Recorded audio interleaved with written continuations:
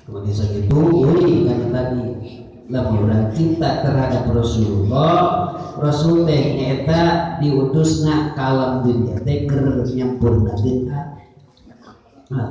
Tah berarti orang sadaya kudu akhlak anu sae, usahakeun diri urang, keluarga urang, pala putra jeung putri urang sadaya akhlak anu sae. Sedangkan sebagian keterangan saur Nabi man ahabba sajalma anu mikarasa mikacinta ibadillahi ta'ala jadi abdina Gusti Allah, lamun jadi abdina Gusti Allah kadituna kudu kumaha atuh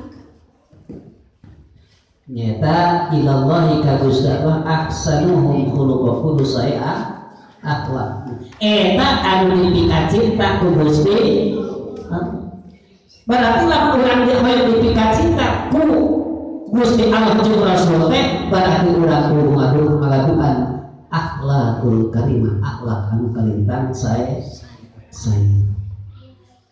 Nah, jeung urang kudu akhlak sae sabab urang ngalakukeun akhlak anu awal eta teh walaupun urang sering amal anu saleh eta teh mantap ngalaan ngahapus nyaeta rusak kana amal anu sae. Wasiraruhum aripan kawan-kawan aranjeun naonana nyaeta akhlakna aranjeun sada eta pangkawan-kawanna kembali sakitu kadai aturan teh